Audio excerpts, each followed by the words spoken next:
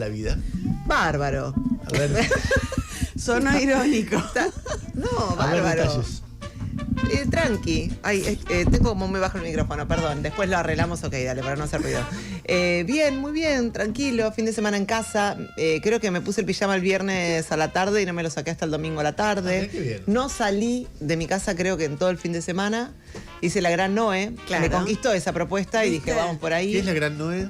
Quédate en tu casa. En pijamado. Ser feliz en tu Sí, casa. Tal cual. No Eso hace hice nada. todo el Vos fin sos de. feliz en tu casa. Soy muy feliz en mi casa. Me cuesta mucho salir de mi casa porque la disfruto mucho. Explícame eso, explícame la felicidad de tu casa. ¿Qué tiene tu Todo, casa que te es hace mi feliz? casa. O sea, no hay mejor lugar Claro. en el mundo que mi casa. Yo recibí gente, mi mamá, la hermanita de mi hija, también mi sobrina que le mando un beso. Recibí mucha gente este fin de Hermoso. semana en pijama. Yo Divino. siempre estuve en pijama. Mi hija fue al baño por primera vez al inodoro, así que bien. Todo tranqui. ¿Vos seguir vos, tu fin de? Lo de inodoro me interesa.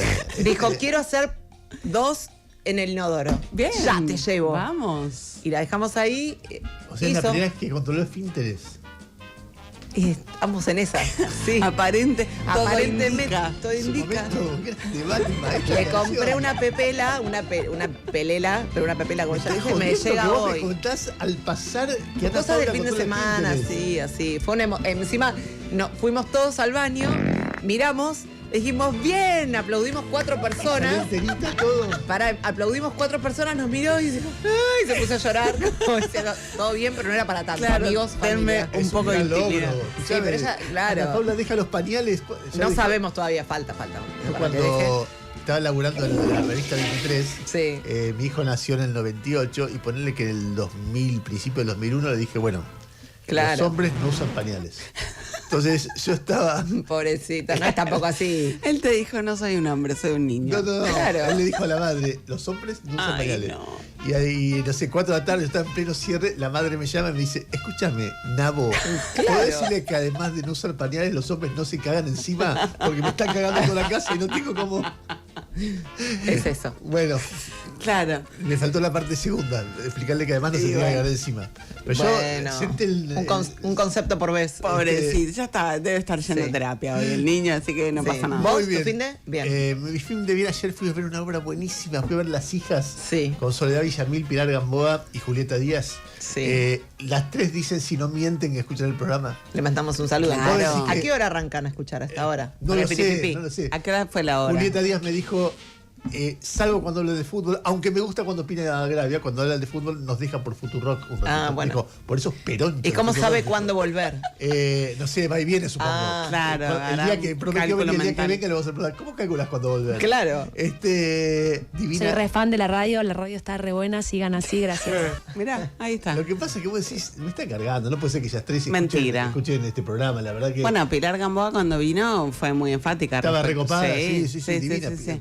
Qué actriz, Sí. las 3, qué actrices que Tremenda. son. Estaba Soledad repleto, Villamil también vino eh, y dijo que te amaba. Sí, lo que pasa es que viste que. No dijo que me amaba, dijo que le encantaba el programa. Pero en cualquier caso, vayan a verla, es buenísima la obra. Te hace reír, te pone por momentos tristes. Son 3 hijas que se empiezan a despedir de una madre. Y no digo más que nada eso, y más que eso, y cómo cada una de ellas tiene una relación distinta con la madre y qué siente cada una respecto de esto. Y nada, ante un desafío, nada, es tremendamente humana y tremendamente como sustentado, ¿cómo se dice? Como que es como nada, está muy bien la obra, las 3 son geniales actrices, además muy queridas, se nota que la gente va a quererlas un rato. Claro. ¿Viste? Hay obras de teatro que también tienen la gracia de que vas a ver de cerquita a alguien que querés, aunque ellas no te conozcan, ¿entendés? En todo caso fue realmente un lujo, así que si tienen ganas, no estoy haciendo un chivo de alguien que, estoy haciendo un comentario, pero no es algo que beneficie a nadie porque está recontra agotado, o sea, está varias semanas por delante agotada, pero por eso saquen entradas antes en todo Claro. caso.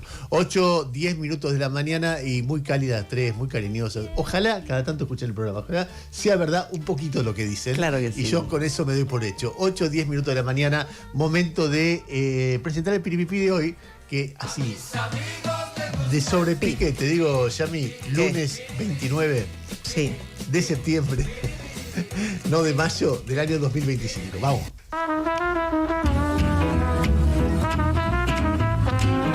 es el momento que Yami Segovia te cuenta la temperatura. 11 grados 4 décimas la temperatura hasta ahora, 88% la humedad, el cielo está ligeramente nublado en esta mañana. Hoy el pronóstico indica cielo mayormente nublado y una máxima de 24.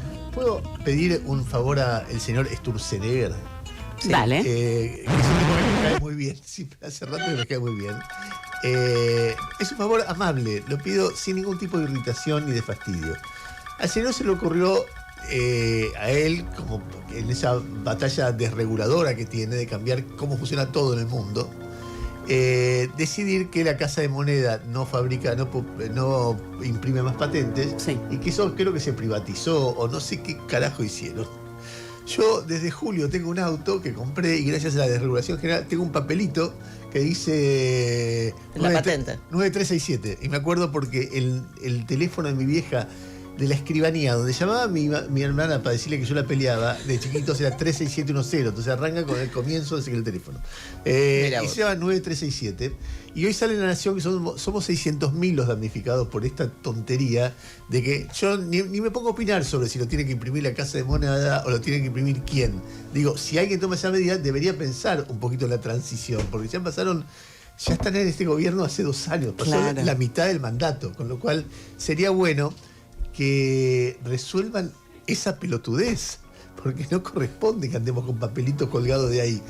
Si cambiamos, a diferencia de todo el mundo, a él dice, para promover la industria del papel, él quiere hacer eso, nada, lo banco, pero que explique algo, porque, no sé, a mí se me ocurre que si vos cambias las cosas, tiene que funcionar, no es que tienen que funcionar mal. Ahora, uno tiene un poco de paciencia, uno dice, bueno, un rato funciona mal, Claro. te lo tomo, Federico. Te banco. Estás cruzando la cordillera de los Andes y ¿qué te vas a poner a mirar los detalles? Ok. Pero claro, en un momento que ya llegaste a Santiago de Chile, ya pasaste a Lima, ya Te estás tomás tu en descanso. Medellín, te tomás tu descanso, Todo sin resolveme lo de la patente. patente. la Ningún- Y tiene Buena razón Tenenbaum. Claro, Claro. por fin, y es grande, Carlitos. Un poco enardecido estaba Ernesto. Este guacho. Claro, porque Fagni dijo la otra vez que hablé, pero la otra vez estaba más enardecido. Hoy soy amable, cordial. Por ahora. Estás probando distintas estrategias, está bien. Fede, te lo ruego, te lo imploro, te lo suplico. Me arrodillo ante ¿podés fabricar patente, la puta madre? Solucionen algo. Una cosa. Claro, patente, no parece tan difícil. De hecho, andaba la cosa antes. Yo sé que los cucas son todas esas cosas que dicen, pero andaba. En había algún patentes. momento pudimos imprimir patentes Claro, como Estado. Claro, algo, décadas. Cuando era chiquito, creo que en los 70, una época de patente de papel. Pero bueno, pasaron 50 años. Entonces, ¿qué hacemos, Fede, con las patentes? Ahora Fede me va a escribir y va a decir, no soy yo, es el boludo de tal. Bueno. No sé, yo me acuerdo que lo Casa de Moneda. Era el curro de no sé Charlen. qué. El curro de no Sí. sé qué. Bueno, está bien. Está bien que limpie los curros, pero si se van las patentes en el medio, en fin, hay como una cosa muy de este gobierno, ¿no? Que se va el agua con el bebé.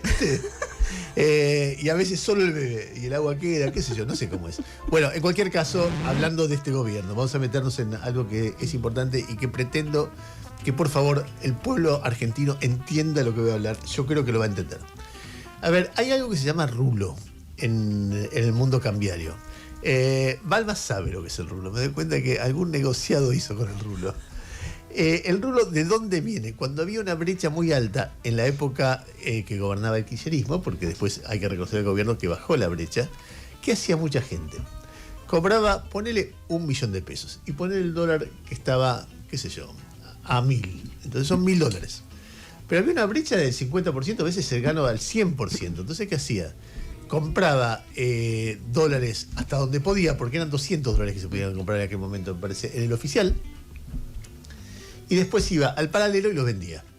Eso llamaba el rulo, ¿por qué? Porque si vos cobrabas por $200.000, eran $200 en aquel momento, estoy tirando cifra cualquiera, te hacías de $200.000 más, o sea, porque estaba el doble, o te hacías de $100.000 más, con lo cual tu salario crecía un 10% o un 20%. ¿Vos ya me ruleaste alguna vez? Me da mucha fiaca nunca. No, ese es el problema. ¿Vos, Balma, ruleaste alguna vez? Pone cara de... En pandemia, dice. Pone cara de... ¿No será ilegal confesar esto? No me ¿Vos? expongas. Bueno, hay gente que ruleaba. En los últimos tiempos, ¿por qué hay rulo? Porque hay distintos tipos de dólares. ¿Por qué hay distintos tipos de dólares? Porque hay cepo. Si hay cepo, vos pones un dólar oficial y como no vendés, los que compran clandestinamente y se ponen clandestinamente. De manera paralela se pone el dólar blue. A medida que la Argentina fue desarrollándose, además de la Virome, la Picana, las chicas más lindas del mundo, la calle más ancha del mundo y todas esas cosas que teníamos el dólar paralelo. Además del dólar paralelo, empezamos a tener el dólar MEP, el dólar CCL, el contado con liquidación, que sirve para distintas cosas, pero el dólar CCL o el MEP es, bueno, está bien.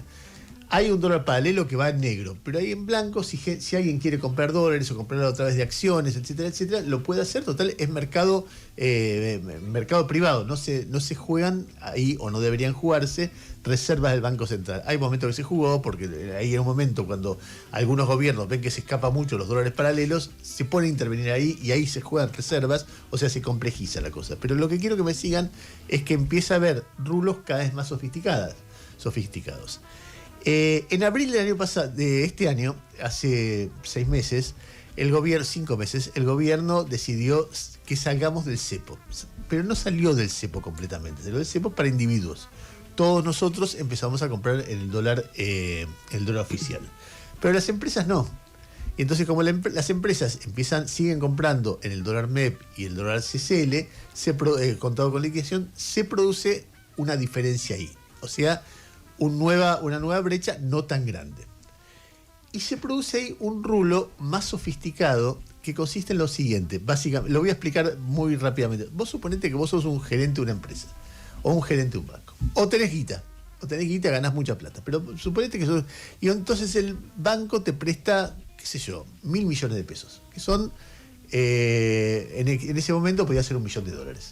Entonces vos agarrás y decís, ¿sabés qué? Tengo 1.000 millones de pesos, compro dólares al oficial y un ratito después los vendo en el MEP. Y me gané un 5%. Entonces, en lugar de $1 millón, tenés $1.050.000. En un ratito, te ganaste $50.000. Pero una hora después, haces lo mismo. Con $1.050.000 pesos, equivalente en pesos, que vos lo vendiste al dólar paralelo, al dólar MEP, volviste a comprar oficial. Y después volvés a comprar en el dólar MEP.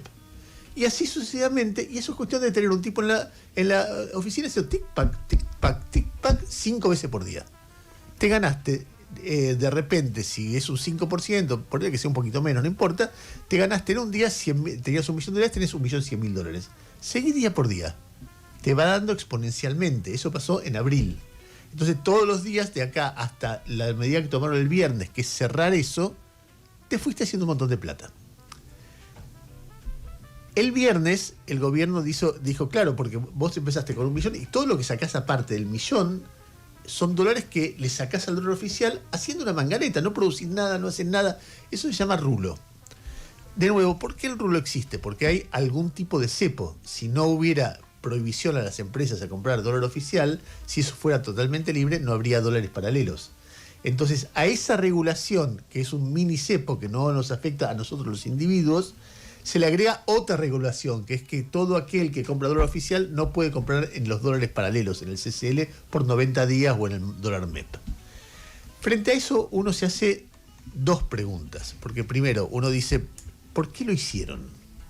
A ver, ¿por qué permitieron? Yo la primera vez que me entero de que este mecanismo existía, me entero a principios de septiembre con un informe de la consultora P4Q, de Manuel Álvarez Agis, que lo leí ahora, no lo leí en aquel momento, porque uno está recargado de laburo y dice, oye, Manuel, otra vez con tus cosas, que el rulo, ¿qué me importa? No me eché la bola con el rulo. Sí, boludo, ahí tenés parte del quilombo que hay, porque gran parte de la demanda que hay del dólar oficial crece porque permiten el rulo.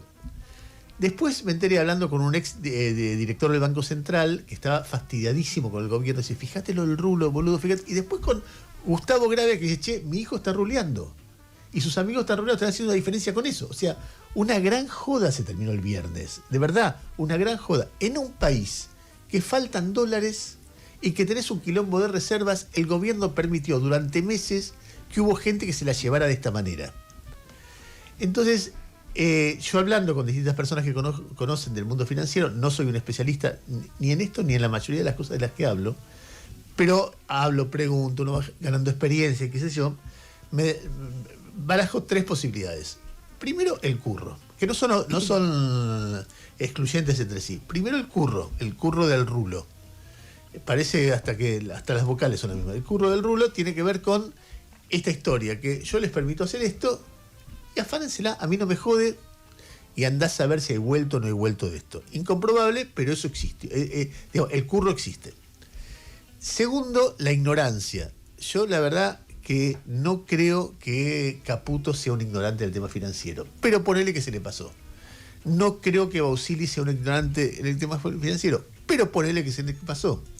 No creo que Furiase sea un ignorante del tema financiero, son todos linces, o sea, aves de presa, esos tipos que la ven venir y te hacen cualquier cosa con 2 mangos, con lo cual me cuesta pensar que todo ese grupo de gente junta nadie advirtiera, y me consta además que muchos consultores y muchos bancos le digan, che, ¿qué pasa con el rulo? Están dejando que se vayan los dólares por ahí. La tercera opción es más técnica, que es que ellos no querían que la brecha se fuera. Entonces, si vos comprás al oficial, sube un poco el oficial, y si vendés al paralelo, baja el paralelo.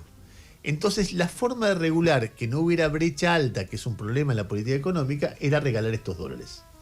¿Había alternativa de eso? Claro que hay alternativa, siempre alternativa. De hecho, lo están frenando hoy, eso quiere decir que hay alternativa. Y están diciendo hoy, pero en el medio, ¿cuántos de nuestros dólares que generan los quilombos que tenemos hoy se fueron ahí? Y entonces vos empezás a ver, nada, desde el carry trade, la cantidad de dólares, el dólar barato que permite que la gente se vaya por turismo, que la gente ahorre barato. ¿Cuántos dólares de los nuestros se fueron para tener que después ir de rodillas al Fondo Monetario Internacional y de rodillas ante Trump? ¿Y cuánto hay de medida técnica para evitar la brecha? ¿Y cuánto hay de curro para permitirle a los amigotes de siempre del mundo financiero llevársela en pala mientras la Argentina se queda sin reservas? El otro día, cuando el gobierno anunció la eliminación del rulo, esta historia de que el que compra en el oficial no puede operar en el paralelo, vos decís, ¿cuánto fue? Alguna gente habla de miles de millones de dólares. O sea, una cañería por la que se fueron alrededor de entre 5.000 y 8.000 millones de dólares. De gente apretando botoncitos y sumando, apretando botoncitos y sumando, apretando botoncitos y sumando. Decime si la historia de este gobierno, la historia de este país, no se resume en esta historia que estoy contando.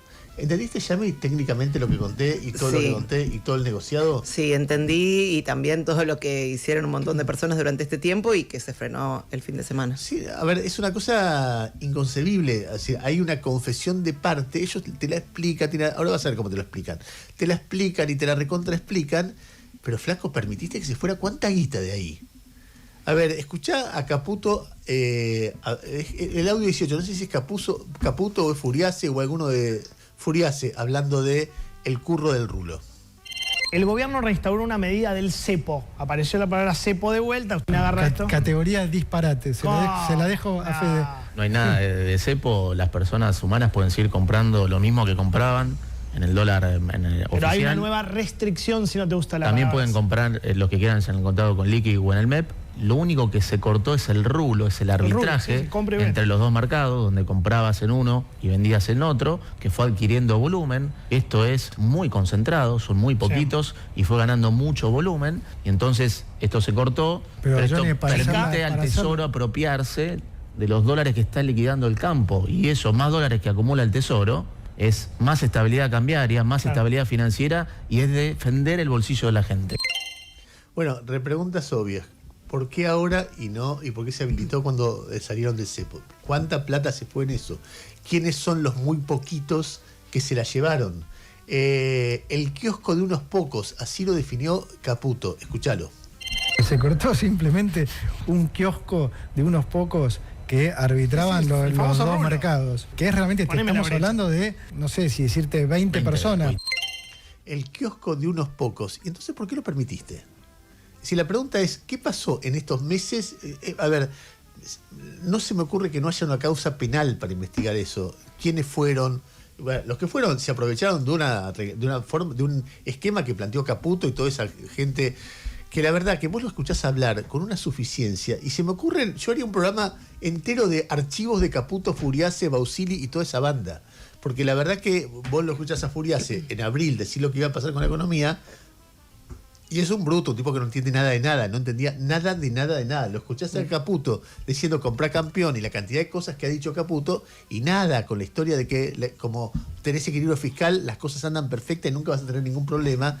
Y la verdad que, en fin, decime. No, que lo que vos decís y también lo que la declaración de kioscos de unos pocos, a mí lo que me hace preguntarme es si esos pocos los conozco algunos. Digamos, me parece que no son pocos, son muchísimos, porque si llega a las personas comunes esta situación, los que están acostumbrados siempre a estos movimientos, ¿no lo hicieron? Llega al final a Gustavo diciendo, che, mi hijo y sus amigos están ruleando. Al principio son unos pocos, y ellos saben quiénes son. Y ellos saben perfectamente, porque es el mundo de ellos, es lo que hicieron toda la vida. Decime, ¿no? ¿Qué querés decir? No, que esto es un dato que ya está circulando desde hace rato entre analistas y que efectivamente hasta tiene el número de cuántos dólares se fueron por esta mecánica, o sea, no es algo novedoso. A ver, si uno mira hacia atrás de este gobierno, empieza a hacer el cálculo de cuántos dólares se fueron por razones que no deberían haberse ido, y son un montón, son miles de millones de dólares que se regalaron. Ahora, con la supervisión norteamericana, hay una presión muy fuerte para que el Banco Central cuide cada dólar y acumule reservas. ¿Por qué? Porque ya serían los de ellos. Entonces ya no es tan fácil, pero bueno, veremos qué es lo que pasa. A ver, en lo que vos escuchaste recién de Caputo, de Furias, etcétera, es un reportaje con Johnny Viale, donde Caputo también habló extensamente de Axel Kicillof. Escuchá a Caputo hablando de esto. El mercado veía con mucha preocupación que había un ataque político que estaba por primera vez rindiendo sus frutos como quiere la oposición en lo financiero, y previo a las elecciones, como siempre, al mercado le da temor, el riesgo país explota una vez que ven el temor de que vuelva el comunismo. Que vuelva el comunismo. De nuevo, a ver. Seguís usando esa palabra, comunismo, ¿no? Porque te la critican. Sí. No, para Axel, vos. Axel es comunista. ¿Axel sí. es comunista? Sí. No estoy, de vuelta, no es despectivo ni mucho menos. Es descriptivo. Entonces es entendible que la gente se ponga nerviosa ante eso. A ver, otro más. Ustedes perdieron por 14 puntos en la provincia de Buenos Aires. Fue fuerte. ¿Tendrá que ver con eso? ¿Con que a la gente le está costando mucho llegar a fin de mes? A la gente siempre le costó, Johnny, en Argentina. Y la comparación justa es contra diciembre del 2023. Yo creo que contra diciembre del 2023 les cuesta menos, por lo menos a la mayoría. De hecho, hay 12 millones de argentinos que sacamos de la pobreza. A ver, a mí me da una bronca lo que hace. Es tan antiargentino lo que hace, de decirle a alguien que fue votado en la provincia de Buenos Aires varias veces que es comunista, cuando solo en su imaginación que dice que vuelva el comunismo. Dice, a ver, el país donde, ¿lo puedo tutear o lo trato de tratar de usted? Donde usted, señor ministro, hizo toda la plata que hizo, nunca fue comunista. Si él tiene toda la plata que tiene, es porque no hubo comunismo acá. Un país medianamente razonable, sí que no es comunista, Suecia, le mete una cantidad de impuestos a Caputo para que no tenga, y le vigila a dónde se lo lleva.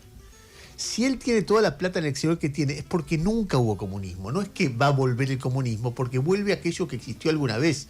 Acá en la Argentina comunismo no hubo nunca, siempre hubo propiedad privada. Hace 40 años que vivimos en democracia, que salvo en el tiempo que él fue presidente del Banco Central, los opositores no van presos. Es decir, no hay alternancia política, hay un Congreso funcionando pese a su voluntad que le gustaría que no funcionara. O sea, decime dónde está el comunismo. Ya ni siquiera hablo de Axel Kicillof. ¿Dónde estuvo? ¿Dónde está? ¿Vuelve de dónde? Pero además, respecto de cómo está la gente, tal vez les sirva hoy cuando abra el diario, por ahí lee La Nación, que por supuesto es un diario comunista. Y en el diario La Nación hay una nota de Guillermo Oliveto, un especialista en consumo comunista, que arranca diciendo así: el humor social está mutando. La esperanza sigue existiendo, pero pierde fuerzas. Queda acotada a los convencidos que la defienden a ultranza. Entre los demás, ocupan el territorio perdido sentimientos crecientes como una profunda incertidumbre, el regreso del temor, la latencia de la angustia y el peligro concreto de una incipiente decepción. De nuevo, es la frase que resume el quiebre en el sector, en el sentir colectivo. Y luego va describiendo cosas, por ejemplo, Habla del nivel de desempleo. Dice, el nivel de desempleo es del 7,6% en el promedio del país. Exactamente el mismo indicador que el del segundo trimestre del 2024, con el que corresponde compararlo. Ni mejor ni peor. Pero las expectativas que había, para las expectativas que había no fue un mal resultado. Sin embargo, cuando se presta un poco más de atención, emergen dos aspectos relevantes a considerar. El primero, más lineal. En el Gran Buenos Aires el desempleo ya casi llega a los 2 dígitos, 9,8%. El segundo, más analítico, en el mismo lapso de la comparación general la economía creció 6,3%. La conclusión es bastante obvia. Si con semejante empuje poco habitual y no tan fácil de replicar hacia adelante, esa economía pujante no logró reducir la tasa de desempleo, es de esperar que a futuro la configuración continúe siendo la misma y le resulte más complicado. Luego, habla del empleo informal, 42%. Lo que emerge con fuerza en la última medición que realizamos es un latiguillo preocupante. No hay trabajo, no se vende, no se cobra. Para la percepción de buena parte de la población, la calle está fría. No es casual entonces que los indicadores de consumo de los meses de julio y agosto hayan sido otra señal de que las cosas están mal. Y escuchen esto. Las ventas de autos cayeron 13% intermensual. Las del shopping center 9,5% interanual. Acá dice, los que venían tratando de recuperar parte de lo perdido del año pasado dieron un paso atrás, como los insumos para la construcción, menos 8,6% interanual. En otros rubros, como las ventas en supermercados o mayoristas, la situación es peor. Suman al 14% de caída de 2024 una contracción adicional del 5,5% en los primeros meses de este año. Indumentaria agrega al 15% de caída del año anterior, otro 5% este año. Los cines, el año pasado menos 19%, ahora 7,5% menos todavía, por encima de eso. Medicamentos resistió mejor, cayó solo 4,5%, o sea, la gente en 2024 y 1% más, la gente está resignando medicamentos. Y así sucesivamente, hay acá una frase sobre cómo está cada una de las clases, la clase media alta, la clase super alta, la clase media, y en un momento dice, entre el 55% de los que están peor, es decir, el 55% de la parte de la sociedad que está peor, clase media baja, clase baja, dicen que antes el mes terminaba el 20, ahora termina el 12. Se pagan los gastos fijos y las cuotas y ya no queda casi nada. Entonces, eso está diciendo Oliveto, que no es comunista, y La Nación, sobre la política económica del señor Caputo. Con lo cual, adjudicarle todo esto, además que los problemas financieros habían empezado mucho antes que después de la derrota electoral. Entonces, todo eso, por supuesto que la inestabilidad política agrega, la historia del país agrega, etcétera. No el tema de que vuelve el comunismo. Entonces, cuando alguien escucha a Caputo decir vuelve el comunismo, yo creo que hay dos reacciones. El empresario anticomunista fanático se raja porque vuelve el comunismo, se lo dice el ministro. Le acaba de ganar en la provincia de Buenos Aires. El tipo normal, que no vive rodeado de fantasmas y pesadillas y esas pavadas que dice Caputo, se raja porque el ministro está loco. Entonces, o porque le tiene miedo al ministro, porque tiene miedo al comunismo, todo el mundo se raja. Lo lógico sería que si alguien es elegido gobernador de la provincia de Buenos Aires y gana elección tras elección y otro es elegido presidente, hablen. En lugar de agredirlo, hablen, porque para el país es muy importante que los distintos sectores de la política tengan diálogo. De hecho, la salida de las crisis permanentes de Brasil, todo el mundo recuerda que fue un momento de diálogo, porque Fernando Henrique Cardoso, en ese momento un gobernante de centro-derecha, y Lula, que venía siendo la principal oposición de izquierda, se juntan y hablan. No dijo Fernando Henrique Cardoso, Lula es comunista, que tal vez era más comunista, o en la fantasía, en su historia, era más comunista que lo que era Kicillof. Pero claro, estos tipos están en una guerra y dicen esas pavadas, y vos lo escuchás y decís, claro, ¿cómo no ver los quilombos que hay con estos tipos? Déjenme decir una breve mirada. Para mí, mucha gente te pregunta, ¿y ahora que perdió las elecciones, qué va a pasar? ¿Y cómo le va a ir a las próximas elecciones? Déjenme decir algo que para mí es más estructural que un resultado electoral, porque de repente al gobierno le va un poco mejor en octubre, un poco peor, y depende de lo que haga después. Estamos repletos de historias de elecciones donde en medio término a un gobierno le va mal y después le va bien, y al revés, sobre todo, que le va bien y después le va mal. Con lo cual, yo no soy un fanático de decir las elecciones de medio término. Los mercados son histéricos, son ansiosos, entonces si pierde nos vamos de todo, y si gana no sé qué, y dura 2 días la reacción, no es tan relevante. Pero sí me parece que es relevante algo que está pasando en la política, que es muy importante como cambio estructural. El 7 de septiembre hubo algo que fue más que la derrota del gobierno. Es la aparición de algo que no estaba no estaba contemplado como factor importante en la discusión política argentina, que fue la aparición de la gente resistiendo un ajuste. Hasta ese momento, el gobierno decía, puedo hacer lo que quiere porque la gente me banca en esta batalla heroica por ajustar, que ajustan a la gente, no a ellos, ¿no? Ellos son multimillonarios, pero no importa. En esta batalla que estamos dando por el ajuste, la gente nos acompaña, con lo cual podemos hacer cualquier cosa. Bueno, el 7 de septiembre apareció el primer registro de que no podés hacer cualquier cosa. Entonces, que el plan económico, que siempre tiene restricciones, tiene una nueva restricción que es la calidad de la vida de la gente. Si vos no respetás eso, lo que te vas a tener son derrotas electorales tras derrota electoral. Con lo cual eso de aprieto un torniquete fiscal y que se la bancan porque así van a ver cómo yo, y hago el ajuste de donde se me canta porque van a ver cómo yo, y le quito los impuestos a los ricos porque la gente me banca y me cree, bueno, eso se terminó el 7 de septiembre. Entonces un gobierno que si quiere hacer una política económica medianamente razonable, tiene que contemplar el ingreso de la gente en el bolsillo. Si no leen eso el 7 de septiembre, bueno, van a tener la respuesta similar a la que tuvieron el 7 de septiembre. Pero al mismo tiempo tienen un problema, que ellos están muy atados de la mirada de los mercados. El eje de la política económica tiene que ver con una forma de entender la economía que creo que es opinable, que tiene que ver con que baje siempre el riesgo país. Y los mercados que le piden ajuste. Entonces, lo que está pasando en este momento, es decir, si vos querés repartir algo de guita, ponele, hacer una asignación por hijo en este momento, que es lo que Cristina hizo para poder reconstruir su relación con la gente después de la derrota del 2009. No lo podés hacer porque te van a decir, esos gastos públicos, siempre que sacás sube el riesgo país, hay fuga de capitales.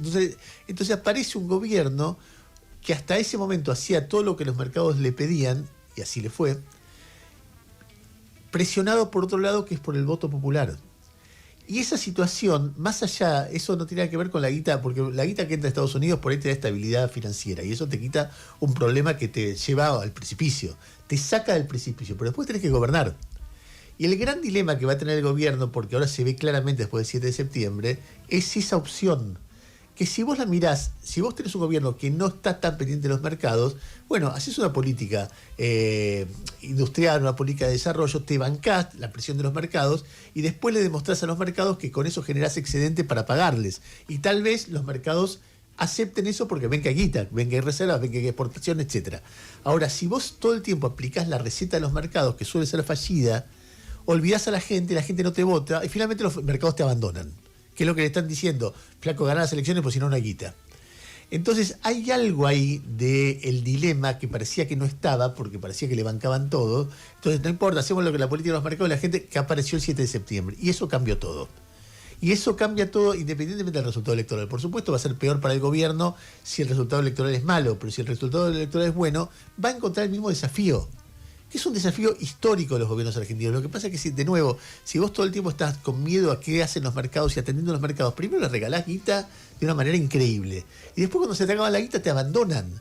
Y te olvidás de la gente. Bueno, la gente apareció. Y el 7 de septiembre cambió eso. Y entonces me parece que cuando yo trato de mirar el futuro, lo que miro como elemento central es ese dilema que tiene todo el gobierno entre el apoyo social que ellos subestimaron y que ahora tienen que tratar de... y los mercados que le piden otra cosa, y los norteamericanos y el fondo que le van a pedir otra cosa. Y veremos cómo resuelve eso. Qué sé yo, a mí me parece que Milei se transformó de la perspectiva de ser un emperador a un presidente argentino normal, tironeado por exigencias externas, por demandas sociales insatisfechas, por una economía que no arranca, etcétera, etcétera, etcétera. Dicho de otra manera, hay un lío entre el peronismo y el antiperonismo del gobernar. ¿Por qué? Porque el peronismo pone plata en el bolsillo de la gente. Y cualquier comerciante que vos hablaste dice, che, yo con el peronismo hay guita y acá, y cada vez que gobierna Macri, o cada vez que está Sturzenegger ahí, perdón, o Caputo, me cago de hambre. ¿Qué carajo pasa? ¿Por qué es así? Bueno, ese lío existe. A mí me gustaría alguna vez que los que vienen a hacer ajuste busquen cómo hacer para que al mismo tiempo la gente pueda vivir. y los que ponen plata en el bolsillo de la gente busquen cómo hacer para que sea sustentable eso y no sea irresponsable y no termine un caos que hace que vuelvan los otros. Bueno, de eso todavía no hemos fabricado en la Argentina. Fabricamos rulo, tenemos las minas más lindas del mundo, la calle más larga del mundo, el río más ancho del mundo y todas esas cosas que decía la Versuit, ¿no, Yami? Sí. Pero alguien que ponga guita en el bolsillo de la gente y lo haga sustentable, todavía no tenemos. En el medio de esto, parió la abuela, como quien dice. Otra vez. Como si no hubiera problemas, aparece el Expertgate. Empieza a haber un problema muy serio y creciente con el principal candidato del peronismo en la provincia de Buenos Aires, de la Libertad Avanza en la provincia de Buenos Aires, que es José Luis Espert, un hombre que ha desafiado y agredido a Dios y María Santísima y que de repente ahora va a tener que explicar algunas cositas. No es.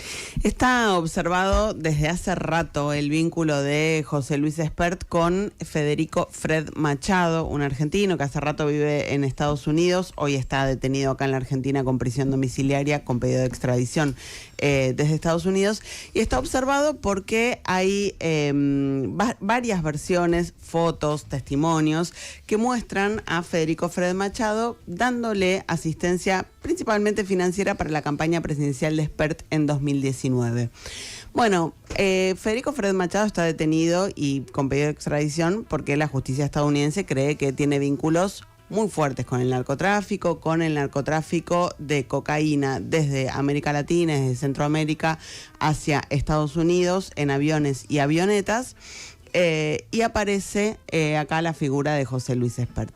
La novedad del fin de semana que publican el diario Perfil y el diario AR con la firma de los colegas Claudio Mardones y Sebastián Lacunza respectivamente, pasa porque una socia de Federico Fred Machado, que ya está condenada en Estados Unidos a 16 años de prisión, se llama Deborah Lynn Mercer Erwin, por esta misma causa, por las avionetas, una causa que incluye fraude. En un ratito, si querés, lo contamos más detalladamente.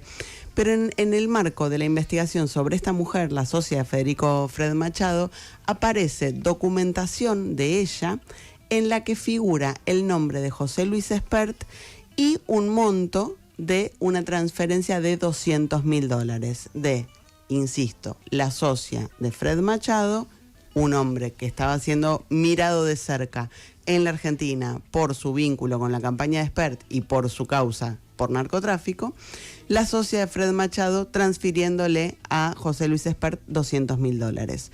Con el agregado de que en ningún momento en las declaraciones de la campaña de Espert revelando quiénes le aportaron dinero para esa campaña 2019 aparece ni Federico Fred Machado ni Deborah Lynn Mercer Erwin, así que es un dinero que no está claro de qué manera llegó ni para qué se usó y sobre todo de qué orígenes viene, ¿no?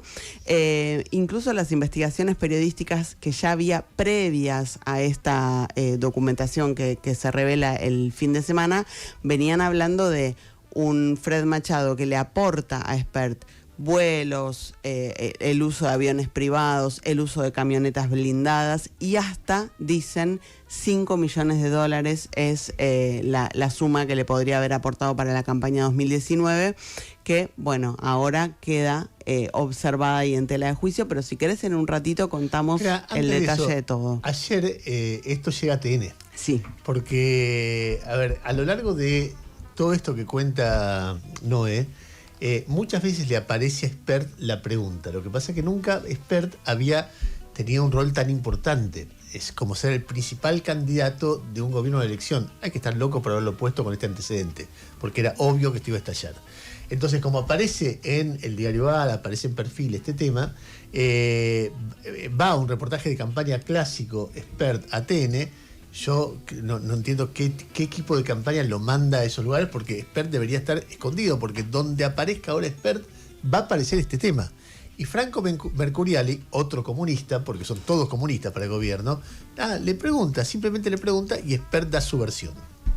Esta operación, esta campaña sucia viene de 2021. Desde que yo estuve peleando por la Diputación del 21, arrancó esta campaña sucia y no se renuevan, siempre envuelve el economismo. En enero o febrero de 2019, yo agradecí a una persona que me habían presentado que quería presentar mi libro en Vietnam. Obviamente le agradecí, se me llevó en su avión. Sí. Ahora, te imaginas que si yo hubiera sabido que esa persona era esto, no estaría agradeciendo los cuatro vientos, ¿no?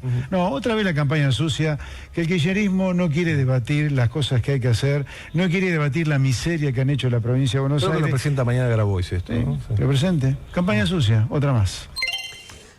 Cuando Mercuriali se refiere a Grabois es porque la detección de este documento la hizo el equipo de Juan Grabois, que hoy va a presentarse en los tribunales federales de Comodoro Pi para ampliar la denuncia sobre José Luis Espert. A ver, por lo menos de mi parte, y imagino de que nosotros no tenemos ninguna prueba de que Espert sea narco o no lo sea.